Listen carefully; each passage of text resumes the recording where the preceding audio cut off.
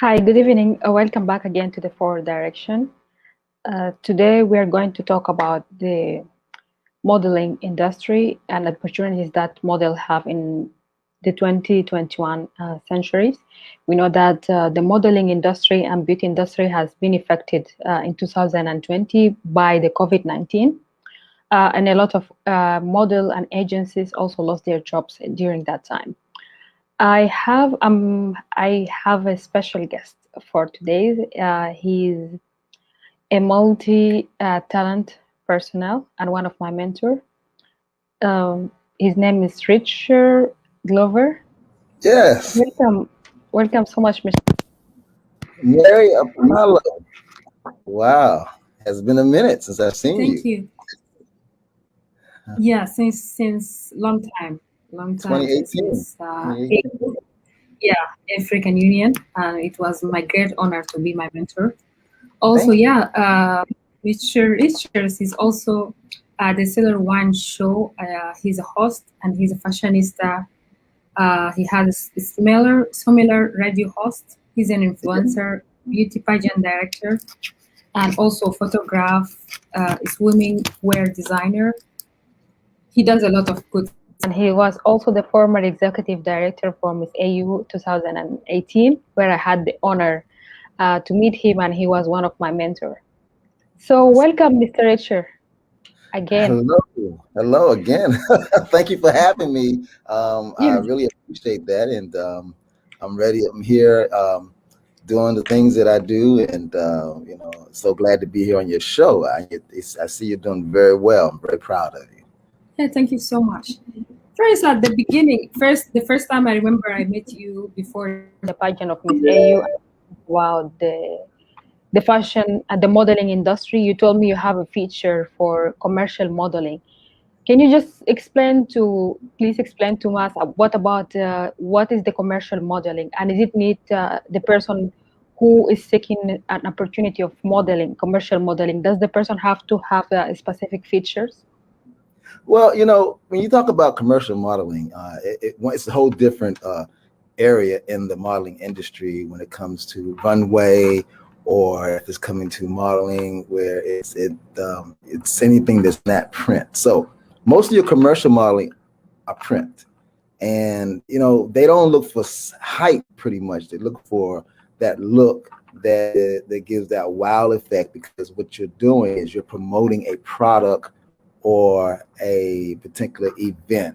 So it's sort of kind of different. It's different than the runway. You don't have to worry about being a certain height, and you don't have to really know how to do a runway, but you have to have those features that people will be able to see you in a magazine, on a billboard, or on a commercial, whether it's an advertisement for TV or if it's a regular type of advertisement. You have to have that wow effect, that's going to get under people to say, okay, whatever they're selling, I want to buy.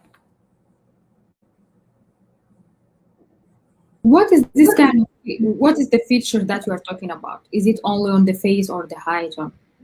Well, it's more of the, face. You're the face of a product. It's definitely the face. You have to be able to, by your face, be able to, and by your poses, you'll be able to sell whatever product that they're promoting you for, or you're being promoted for. So it's pretty much the face, not so much the height, because most of the times you're sitting down or you're standing, and even in film or even magazines, they can make you look tall, based on the angle of the photographer.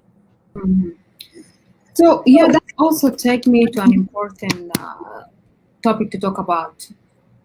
You started a career in modeling and fashion just early to your childhood. Where does that passion come to you from? Well, it's interesting because coming up as a kid, I never liked clothes. Never wanted to wear a suit. Never wanted to wear, nice looking casual clothes. I always was happy and comfortable with a pair of jeans and a t-shirt on all through my school year, until I got into my 11th, half of my 11th grade year, going into my senior year. I was driving. I was able to, get licensed at an early age. I got a license at 15 and a half, and I started driving my mom's car. And so what happened is, once I got to my 12th grade year, my mother bought me my own car, and so I used to take one of my cousins shopping. Now she was a shopaholic, and she also was a fashionista. And I would take her to the mall, and at the time went on, we would get to the mall, and I would just walk around, do my thing, go to the vending machines, either go to the game room. And she said to me, hey, I'm bringing you out here. Is there anything that you like? And I was like, well, let's get some pizza or something. But she ended up buying me a pair of slacks and a nice shirt. I took it. I didn't immediately put it on. I put it in the closet, looked at it, and then one day decided when I couldn't find any jeans that were clean enough to wear to school, I put it on, and I kind of felt good in it. And everybody gave me compliments in high school about how well I looked. It could have moved the geek guy out of being a geek into sort of somebody that was, good looking and presented himself well. And from that point on, I just started liking clothes. And of course, I had my good Sunday go meeting clothes, my mom bought, for Easter and for Sundays. But as far as owning my own clothes, and of course, then I got a little job on the side while I was in high school. And I started buying my own clothes. And the more I saw clothes, the more I saw other men dress well and nice, I began to like clothes. Now, there is a gentleman who very much inspired me, and I didn't tell him till years later. Matter of fact, maybe like 20 years ago, I told him at a cookout at his house that he inspired me into liking clothes. This guy was the sharpest guy in the neighborhood. Mm-hmm. He would walk past my house every day, either going to work or coming from home. The guy always had on a nice, well-tailored suit, shoes, ties, handkerchiefs, briefcase, and in the day when it rained, his umbrella. And this guy, last name is Curtis, was always dressing well, and I used to like that. And I began to say, geez, I want to dress like him when I grow up. He had a very, very good job.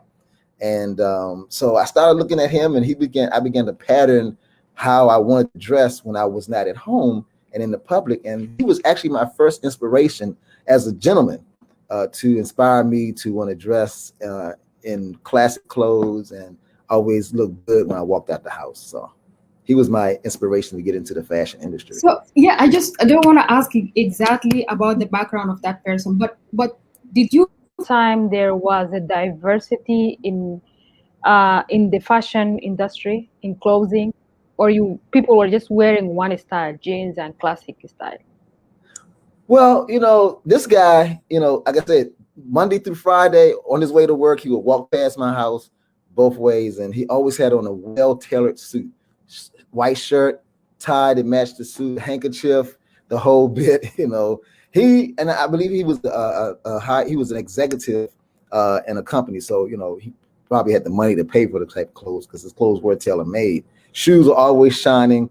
But on the weekends, I would see him. He would have on nice jeans and a nice shirt. So this guy was always well dressed. And at the time, that is what inspired me to want to look well. And I say that as an African-American male because he was African-American. I would say he's, pretty older now, but the last time I saw him was about 20 years ago. I went to a cookout at his house, and that's when I told him, I said, you know what, you always inspired me on how to dress. He's still always dressing well. I call him a gentleman's gentleman, a man that dresses well, is very particular with his nails and his face. I call him a gentleman's gentleman because they set the premise of what a man should look like when he comes out the house. Mm-hmm. So just take with you to, if now there's a person who's interested to join the modeling industry, where can they start? And also what the person can look for that. Because also the multicultural, people have different identity. And I think some categories also have this challenge. Like I'm Black, I have less opportunities in the modeling industry. I'm coming from, I'm immigrating from another country. Also, my opportunities in getting to the modeling is less. So how the person can find this opportunity? Well, it's interesting because if this was 20 years ago, or maybe when I was a teenager, I would probably answer that question different. But nowadays, we're living in a multi-diverse world, multicultural, multi-diverse world, and advertisers designers and people who own products are looking at trying to captivate certain markets. So if we was an African American male back in maybe the late 80s, there was not a whole lot of opportunity for getting into the modeling industry. Now I have a cousin who was a world record holder at Denison University in Ohio, a great track person, very athletic. He was one of the very first, and I say not the first, but in that group of gentlemen that were being used in mainstream advertisements. I know he was in Seagram's. I saw him in Essence magazine. I saw him in a couple of other magazines, dressed very well and very to the T. And my cousin, he was, again, he was really a track star athlete, and but he was one of those guys that just had that look. I mean, we talk about James Williamson, an actor. You talk about I'm trying to think of some of the African American actors, Richard Roundtree. Those guys had that look in the African American community that advertisers and designers wanted to use to propel and tap into the Black market or the African American market to start selling their products, to start selling their items, their clothing, the alcohol industry. A well-dressed man with a nice goblet of Seagram's gin, looked great, at a nice, sitting at a nice bar and stuff. So my cousin, Eddie Colley, and I can say his name because it's my cousin, he was one of those that I also saw in those magazines. Here I am in high school, in junior high school, and I look up in a magazine on a magazine stand, and I see my cousin's face, and I'm like, wow, this guy's doing some major things. So he modeled for a lot of the beverage companies, and some designers, and he was also featured in magazines like Essence magazine and stuff. Which Essence magazine is pretty much for women, but they always advertise a lot of African American men advertising, being models in those commercial magazines. Yeah. I think you mentioned a good point here, because you talk about like studying the market, and also they have to find the right marketing and groups to sell their products. Right. So this also, I think this is also because when it comes to modeling, people have misconcept about the modeling industry. It's just people have to dress up, put makeup, and look good all the time. But it's more than that. Just tell me a little bit about this, please. Well, it is more than that. I mean, it's not just your good looks. It's the aura that you send out from being. People can pick aura up through magazines. You can pick aura up through TV. If you have a good positive aura about yourself, your confidence, you wear your clothes well, you try to stay in good health and good shape. Those are the things that can help propel you into the modeling industry. Now, not all models nowadays have to be 5'8" and weigh 89 to 100 pounds. Models come in all different shapes and sizes, and this is why to get into that industry, you have to be open. You as the model have to be open-minded. You have to have a goal of where you want to be. It's interesting. We just got back from the Miss Bikini pageant in Miami, and our girls, all beautiful, but they came in all shapes, sizes, all colors, all hues, all ethnic backgrounds. So when you said that the model have to be open-minded, what do you mean by that, please? Meaning that you have to know where you want to go, but you also have to be open-minded enough to work with whatever the photographer has for you, work with whoever your manager, your agent is, and trying to get you in certain areas that's going to help promote your career in modeling. So you got to be open-minded. You cannot come in with an attitude. Mm-hmm. So that's what I'm going to say, open-minded. Be able to be workable, be able to shift it up a little bit, and I'm only talking about in the real good world of modeling. Now there is another type of world of modeling, but there's so many types of options out there for men and women. But I'm saying stand on an option that's not going to compromise who you are.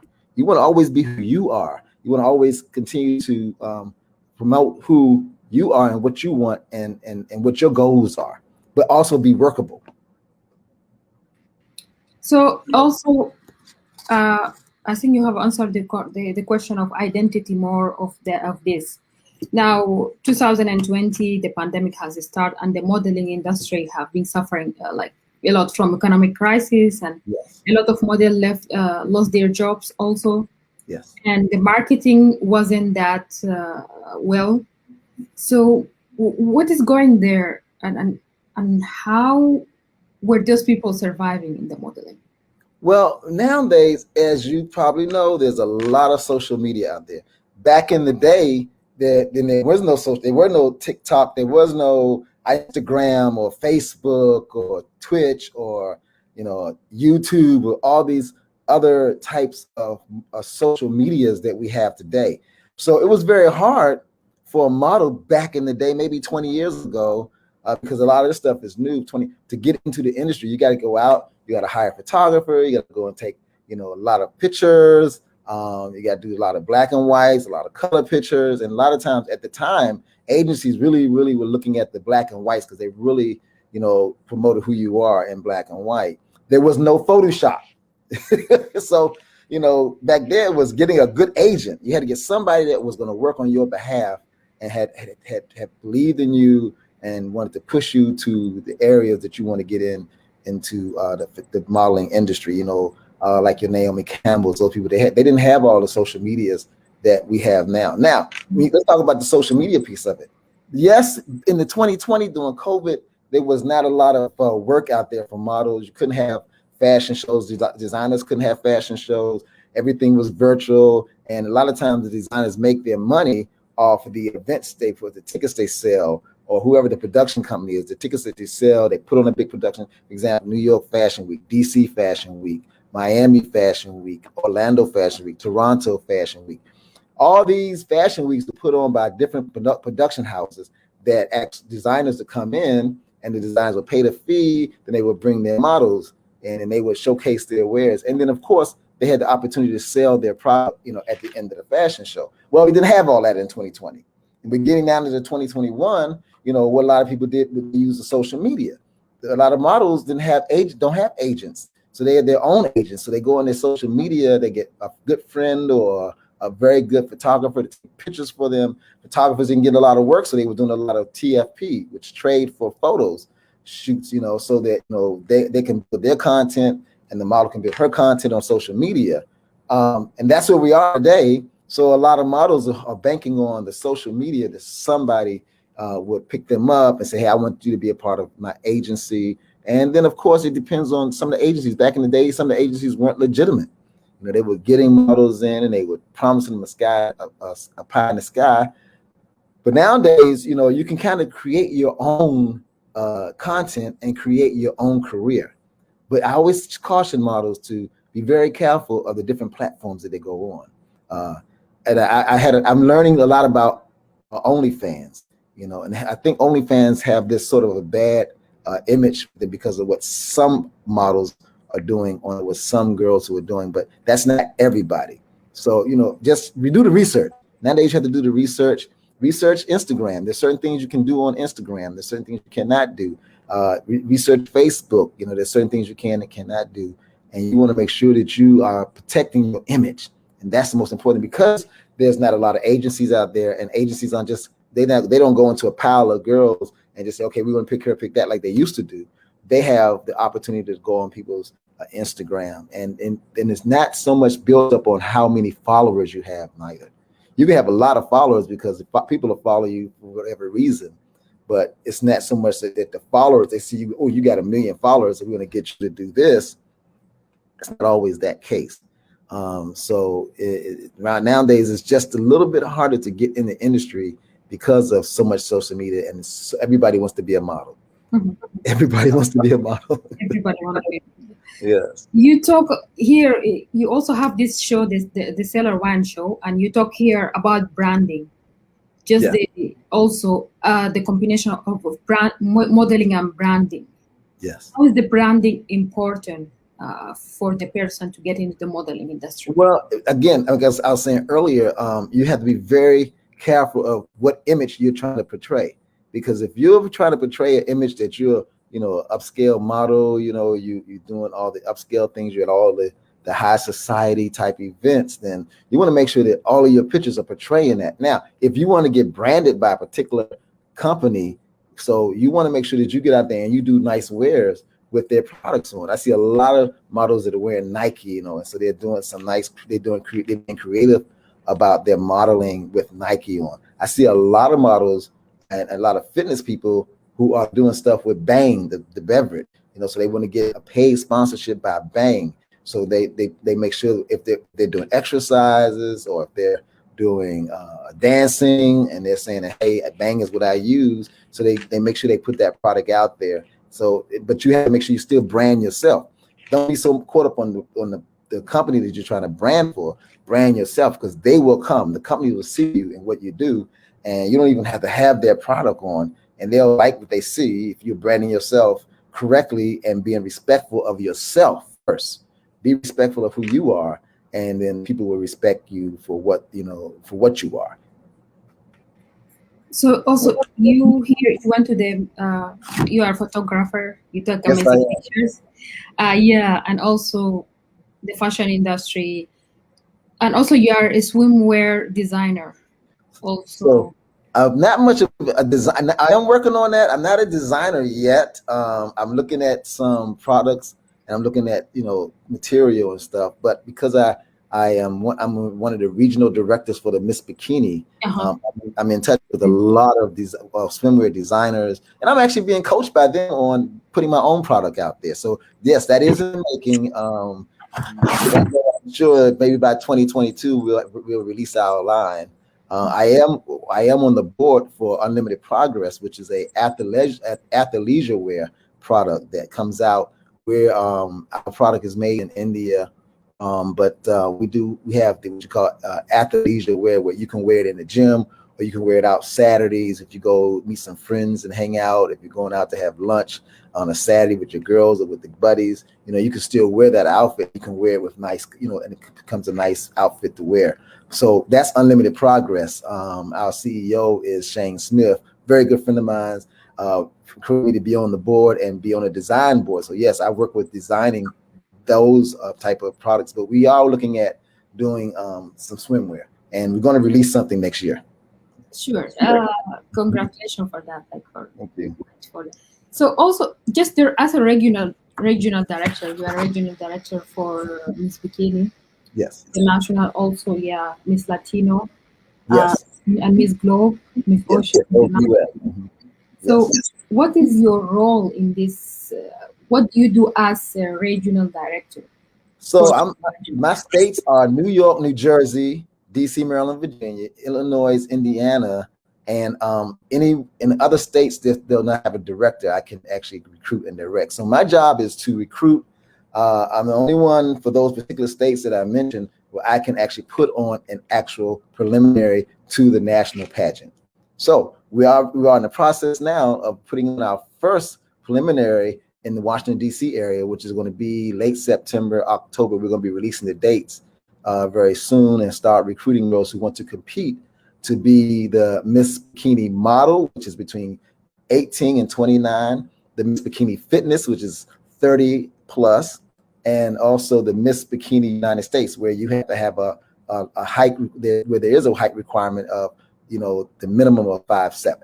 So right now we are working, we just got off of the Miami 2021 Miss Bikini Fitness and Model Search event, and also doing our Miami Swim Week fashion show. So we're now back in our particular states or regions where we're now about to recruit girls to compete for 2022. So I recruit, I crown them, I train them.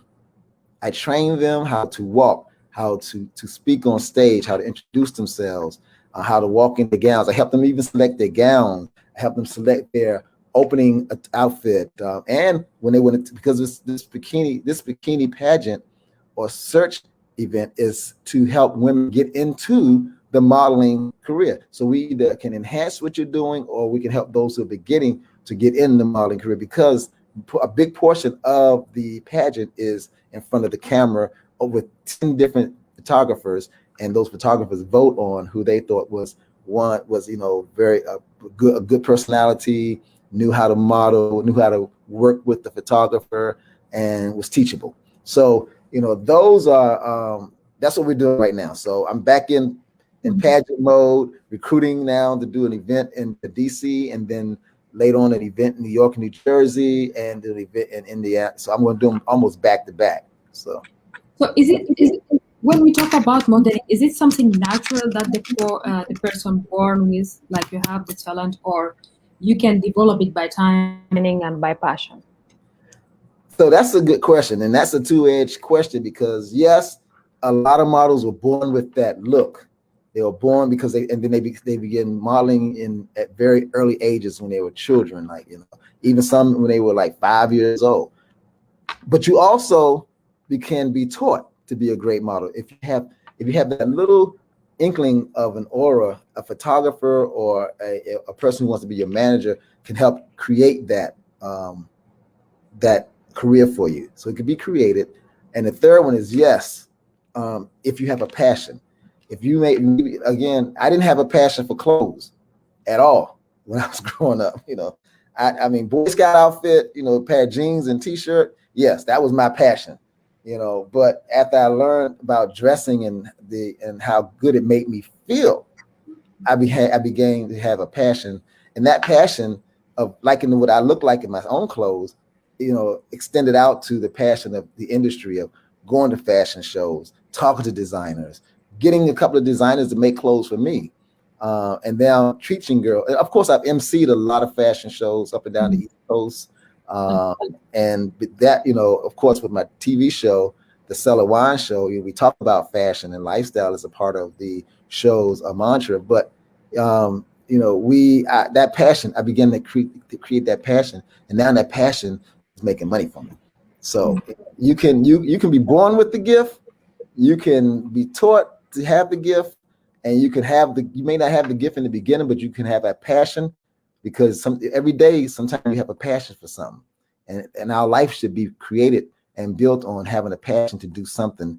It's something that's going to allow you to be able to give back and do good in your own community. So yes, those three are very important items. It may not come one way, but it could come the other. It may not be what you were born with. It may not be what you were taught, but it may also just be a passion that is entered into your life. So you also talk about the platform that most of these models have to develop, and they have to be present in front of the camera. Yes. They're good looking. Just what it comes to the platform when someone wants to be in a pageant or modeling industry, and is it something that consistent the model should keep working on? Like Naomi, take it for example, some who have starting their career earlier and they have a platform that they're still working in. Some education, refugees issues. There is some who are working in refugees, and is it something that consistent every model and also beauty pageant has to do? When it comes to beauty pageant, you should always have a platform. What is it that you want to give back? So you crown this Miss Universe, your crown Miss USA, your crown Miss Bikini, that opens the platform for you. That opens the door to create what your platform is. So you should always have some type of platform.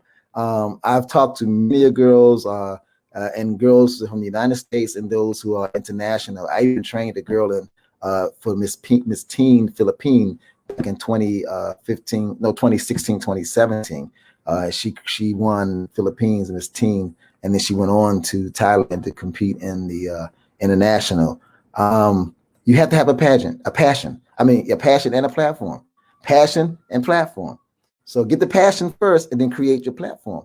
And like you mentioned, a lot of girls have platforms for helping to feed the homeless, or if they're from another country, they have a platform to give back to the communities where they come from. And you don't even have to be from another country. You may be from a state or a community that's either poverty-stricken or that needs some help, and you need the awareness. So your platform is to raise awareness of that whatever that is passion in your heart.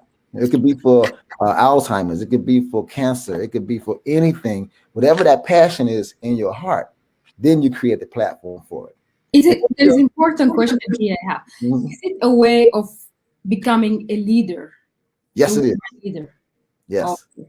Yeah, I can tell you for the Miss Globe, because I'm a part of Miss Globe US, I'm a part of Miss Latino World, and I'm a part of Miss Bikini US.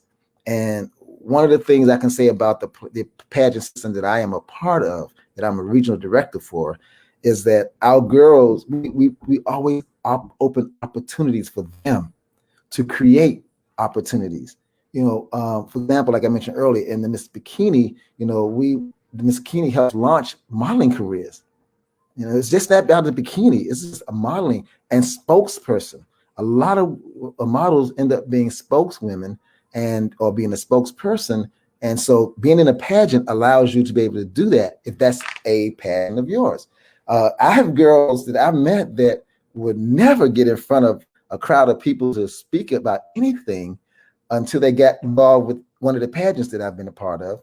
And I've trained them. I've trained them on how to articulate their platform and how to speak if they were asked to call and do an interview on someone.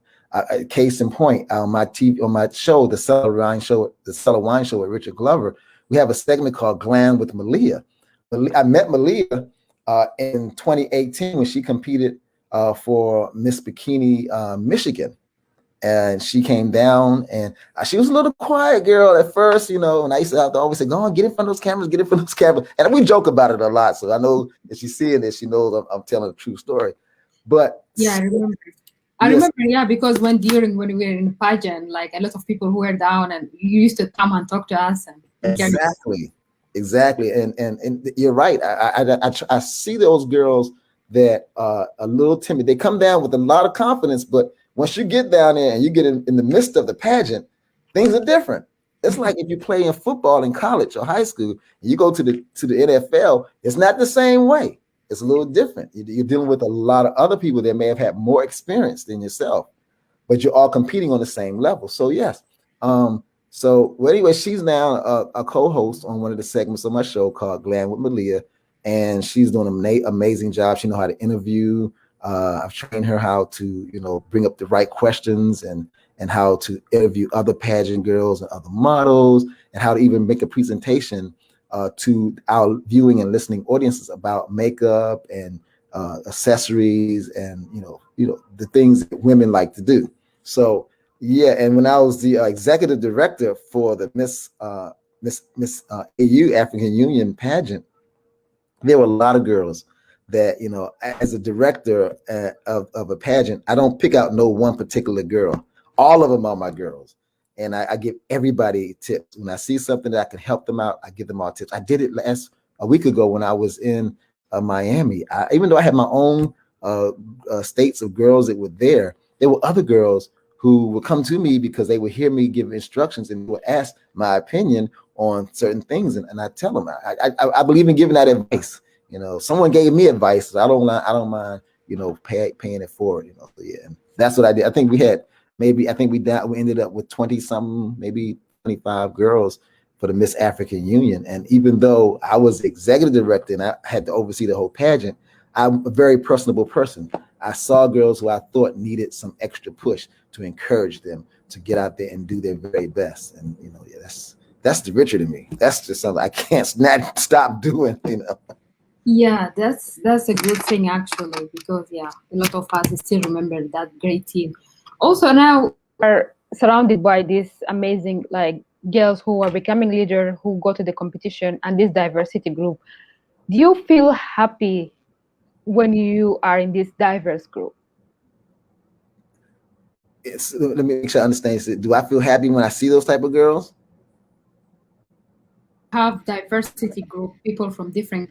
Someone is Black, someone is African, Latino, American, European. You meet people from different backgrounds. Yes, and I'm proud of all of them. I have met girls that have Ethiopian, and I even was in a TV commercial with the Ethiopian model who actually this past season went on to be on The Bachelor. We were casted in a commercial together. So I work with Ethiopian girls. I work with girls from Nigeria, girls from Benin, and I've worked with girls from Sudan, like yourself. I work with girls from Puerto Rico, from Colombia, I work with girls from Brazil, girls from American girls, white, black, Asian. I was the very first and probably the only African American MC on a pageant stage for the Miss Vietnam DC that was held in the Horseshoe for at least about, I know, for 4 years, 3 years. 3 years they re-upped my contract to be on stage, and I MC along with the amazing former model on stage and on the Vietnam pageant. I've also been a sponsor of Miss Asian Pacific Asian American pageant. I've also MC'd. Not only did I MC, but I coordinated the Miss Cambodia DC pageant. So girls of every walk of life I've worked with, and we became good friends, and I've done other things for them because, again, pageants create a personality that opens up many opportunities for girls who are on that stage. When you can get through a pageant, whether you win or not, you're still a winner. But there's always if you don't win that crown, there's always other opportunities out there that you can get into. Spokesmodel, event planner, MC, and I've done a lot and helped a lot of the girls get into those particular areas. Yeah, so you're also a songwriter, you are a musician, you are an entrepreneur, you are in TV and radio. A lot. Just what make you comfortable when you are doing it? Are you more interested into songwriting and musician, or more into the pageant? Well, I have to say I'm equally excited about everything that I do because I put 100% in it. God expects us to do things in excellence, and I'm a firm Christian and believer that God leads my life. And because of that, everything I've had a passion for, everything that I've had an interest in, it became a passion. And it became a passion, it began to pay me.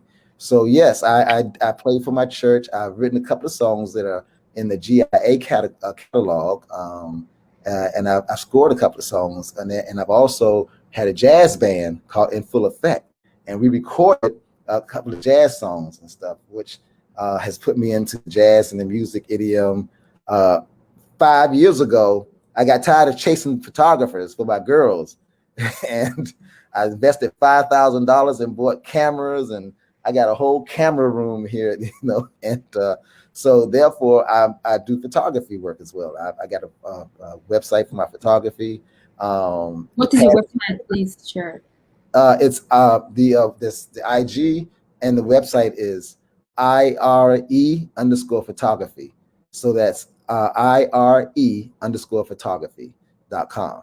That is the for my photography work. And I do models, but I also do outside and landscapes, and I do skies, I do buildings, and I'm still creating and still building that particular business up. The radio show, TV show came into effect when over 12 years ago, I started this journey to be a wine expert. Don't know why, how, but I was working as the vice president of event planning and the director of event planning for an organization called Hush Society, which meant help us support humanity. So every month we would have an event. The owner and his wife, they took a brownstone and turned it into a mansion in DC. And I mean, marble floors, columns, mirrors, the whole bit. And I became very good friends with them. And they promoted me to the vice president of event planning, which got me into learning how to do events. And so they would give me an idea. They say, "Hey, Richard, this is what we want to do. Make it happen." They would leave it up to me and trusted me to become creative and do that. And so I would do that. And one day they said, "Let's do a wine tasting and a summer breeze fashion show." Okay, don't know anything about neither one of them, but they gave me a budget. They gave me the task, and I'm the type of person that if I'm saying I'm gonna do something, I put it in 100%. And after that fashion show, and I did the wine tasting, people started asking me, "Hey, is this what you do? Can you come to my house? Can you do?" So I started going to people's houses and doing wine tastings. And then I decided, if I'm going to do this, I want to know what I'm talking about. I don't want to just Google or read the label of a wine. I want to learn all about the processes of making wine. And I wanted to also learn about, what makes one wine taste this way, what makes one wine taste that way, how to taste the wine.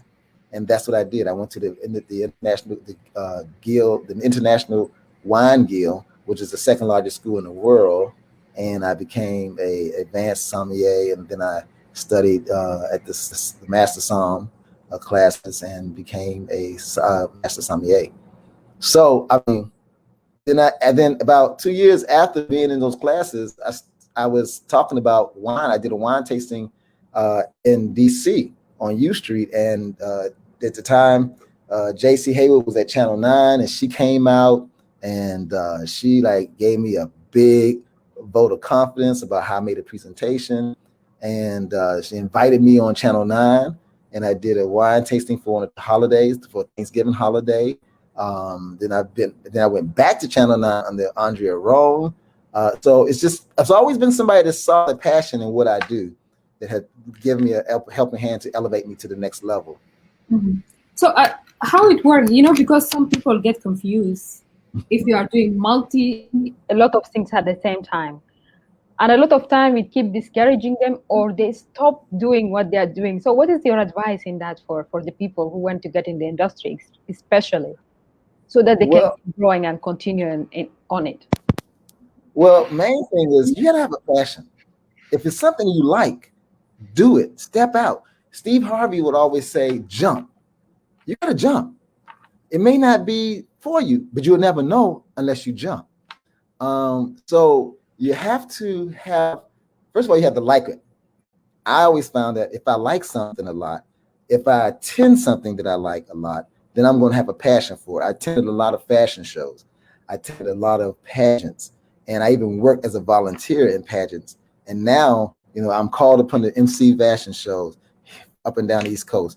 I've went all the way up to being a director, under director or deputy director of Miss Intercontinental pageant, which goes around the whole world. Miss Intercontinental. I was the deputy manager, the general manager. I worked under the general manager. Again, these were just events that I would always go to. I loved them. I loved being there. And those things not only they became an interest to me, they became a passion to me. And if you don't follow your passion, you'll never know. I've been playing the piano since I was 5 years old. So that just came easy. And I've always played in my church. So I consider myself a church musician. Yes, I can go out and maybe create my own music. I've written many things, but I was always concerned with making sure that the local churches had good music. And I played from storefront churches to mega churches. And everything I do, I put my heart and passion in it. So, and the wine, the same thing with wine, I know about wine. I study about it. I'm actually in the process of looking at some property to recreate our own winery in the state of Maryland. Mm-hmm. So I have a business partner, so we're looking at that to grow our own and harvest our own grapes. What do you call your show, the Cellar Wine Show? Where is the name from? It came from, if you've seen any of the most current shows, what we have is a studio now. We're in a studio where we have couches and sit down, and it sort of replicates what a cellar would look like if we were sitting down tasting wine. But I started calling it a Cellar Wine Show because when I got my first opportunity to be a podcast at Bliss.fm, Jeff Newman still is the general manager. It was a show they called Livestream that saw me doing the wine tasting, and they invited me to come on their show. And the reason why they invited me is because they never saw an African-American man dressed to the nines, with the pocket hanky, everything, with the finger up like that and tasting wine and talking about it and explaining to people, and answering questions and making it fun. Mm-hmm. I make my wine tastings fun. I tell stories about wine, stories about the three kings that traveled in France. So I always had a story behind the wine that they offered me right as I was leaving the interview. The GM said, "Hey man, you know what? You have a niche there. Did you know that? Have you ever been on TV or radio?" I said, in high school. In high school, I was the only African American in my high school radio show station. So I walked in there and said, "I want to be on the radio station." And they said, "Okay, read this on the paper." And I read it. And the guy, Jim Bryant, said, "We got you. We're going to put you on the radio." And I was the very first African American to be on my high school radio show. So I had years in high school doing early morning broadcasting. My name was called the Mighty Nightwing. So I don't know. They gave it to me, but I ran with it. And I had a funny, a great catchy saying at the end of the show. One of my buddies from high school, he always reminds me of it. One day I had to say it on the TV show so if I could hear it. But actually, in high school, everybody thought I was going to go off and become a DJ because they kept saying, "Hey, man, looking forward to hear you on a local radio station." But I chose music and political science to go to college and to study. But the seller came up when the guy said, "You have a niche. You talk about wine. You seem to know what you're talking about." And he said, "Can you come up with a name?" And it took me 3 weeks to come up with a name. And it was like a week left before I was going to go live on the show. He said I had to have a name. I had to have an opening mantra. And so I came with the name, The Cellar Wine Show. And it was just called The Cellar Wine Show for a long time. And just in the last 3 years, I kind of rebranded it to The Cellar Wine Show with Richard Glover. And the show was about wine. It started off being just about wine, but I then had a producer named Keela. And Keela was amazing. She went to Bowie Communications major. And she said, "Richard, well, let's add more to it, And so we added the fluff because you have an hour to talk. So we called it The Cellar Wine Show. And then we said the Cellar Wine Show is about wine, fashion, and lifestyle. And those are three of my passions that I like. They're part of my passion. Okay, my fashion lifestyle. Let's take you to what is your next plan? Do you have a plan to go to travel outside the US, maybe go to a different continent or somewhere else to start a new to do new work, new project? You have that in your mind? Yes, I do have that. I'm gonna tell you, 2020 has been a year of revamping, rebranding, and also, I'm always encouraging people to rebrand what you do. You have to always be relevant. I do it in my music. I do it in my TV show. So yes, we do plan on going to travel to other countries, and we bought cameras so we can do live remote shows, not just in the DC area, but in New York and New Jersey. So we're going to do where we're going to go visit restaurants. We're going to interview owners of restaurants and wine sommeliers and restaurants around the country, and go to Europe to travel there and do live shows. And even sometimes they may be pre-made shows, but there'll be shows that we're out in the actual vineyards talking about wine. And I have an amazing team now. I've always had an amazing team. People come, people go, but everybody that have come into the cellar, I want to big shout out to them, everybody. I've had large teams of people to work with me. I've had small teams. I went from 10 to 1, from 1 to 15 people. And I have an amazing team now because we are part of Hooked Online TV, which is a part of Roku, Distro TV, and a couple of other platforms that will be aired on starting this month. So, but you got to always have a good team of people to help promote and do things that they see that are good and will benefit you. So yes, we do plan on traveling more. We're rebranding things. Like I said, the YouTube channel is new. So I'm inviting people to continue to go to our YouTube channel, subscribe.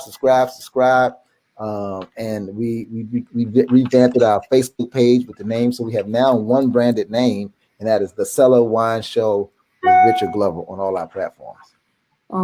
You also have your own platform, right? Richard Glover. Yes. Mm-hmm. So we're creating the Cellar. It's called the Cellar Wine Show TV network. TV network. Okay. Yeah. So we're gonna start building other shows that's going to be shoot-offs of the Cellar Wine Show. So yeah, we have a lot of things in the work. So you also in the Cellar Wine Show, you have different groups of people that you interview. Some people in the policymakers, like different, and you are bringing some report together. Just Is that part of your work to communicate with different people in different industry and keep the work going on? Yes. So, one of my opening monologues is that the cellar is an innovating forum inciting provocative conversation about wine and the luxurious lifestyle of the wine consumer. We invite other people from industries that may not even be about wine, but because there's that medium or there's that connection about wine, I brought I brought architects on the show. We talked about wine and architecture. I've brought people who are running for government offices in the communities, people who are doing things in the communities, people who are providing a service. I even have a mental health people come on the show and talk about mental health. These are things that affect us in our whole life. It's about lifestyle. The whole show is about lifestyle. And I had a young lady who started a financial segment on the show. Now she's off doing an amazing thing. She's been on CNN, MC with NBC, all of the different major networks talking about finance. And she started on my show every week or every other week, bringing in financial advice to people who are my listeners about finances, how to manage their money, how to make more money, how to involve in stocks. I have like I said, I have Malia. I'm helping her with Glam with Malia, how to promote her expertise in that area. So I bring people on to do so many things to help them, and I bring on people. I brought book authors to talk about books. I've had a guy who was in Australia, and I interviewed him about his brewery. He has a winery and a beer brewery, and he makes both. So I had him on the show before. And then I have a platform for artists, for independent artists, and for artists who've already been out there making a name for themselves, that they perform at the end of the show. So the show is sort of like a variety, but it's a lifestyle show, and we promote, and there's nobody else doing that. So I'm grateful to God that Hooked TV has picked me up and picked up my content, and they're putting me on platforms like Roku, eventually Netflix, eventually Amazon, Distro TV. So I'm right in now. Now I'm into your community, in your living room. You can see me in your living room talking about lifestyle, and because I don't stop on just one type of lifestyle. There's so much in the lifestyle that people need to know about. They need to know about real estate. I got a new real estate agent that's going to be coming on talking about housing and the market, and we do all of that under the platform of wine, fashion, and lifestyle. Do you have anything else you would like to add? Well, I want to first thank you, Mary. First, let me just say this. I see you doing what you're doing. You're doing amazing. I knew that from the day one when I met you, when you came in and you did interviews on the pageant. So you are definitely a up and coming. Let me take that away. You're not an up and coming. You are today type of journalist. So, continue to run in your passion, continue to run in that favor, and continue to do the things that you do in the journalistic world. As a host, and the information that you share with not just your community, but communities all over the world. And in saying that is I want to share to everybody that find your passion and then live your passion, because your passion will make room for you. And it's like the Bible says, find your gift. And I'm not saying it quote word for word, but find your gift, be skillful in your gift, and your gift will make rooms for you. I was just reading the scripture this morning. It talked about that. In the Bible, it said that your gifts will make room for you. So if you want to be a model, if you want to be a female or a male spokesperson, you want to do any of that, there's always room. Huh? Actually, we talk a lot about the girls modeling for women, and we didn't talk more about men also in the industry.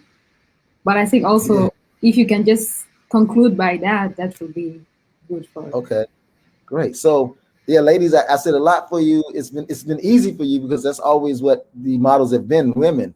But if you're a male model, a male dancer, whether you dance in hip hop, jazz, traditional dance, classical dance, whatever you have a passion for, create and be skillful at it.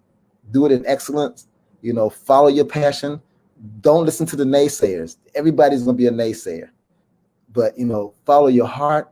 Believe in, a higher being. If it's not God, whatever it is, who that higher being is. And present yourself with a great image. And you will go and you will soar. Just like Michael Jordan did. You will fly. And believe me, you can fly. Mm-hmm. So there is still more opportunities for modeling in 2021. Say it again. I'm sorry. There is there is still more opportunities for modeling? Absolutely, absolutely. And the opportunities start with yourself. Create an image of who you are and what you want to do, and continue to build content. Be careful of the content you put out there. Make sure you're representing you, because nobody can represent you better than yourself. And I have another young man who I was working with on some things. He's doing some amazing things. DeAndre Wallace, he's down. I see him in fashion shows now in Tennessee. He went to change up his whole thing and become a model. He's taking acting classes. You know, things I say to him: just continue to build who you are, and people will follow. But you believe in yourself, trust in God, and there's so many opportunities. But be the one to create the opportunities. Okay, Everything I've done, I created those opportunities for myself. that's wonderful. Actually, you're a role model also to me and a lot of the young people who are watching now.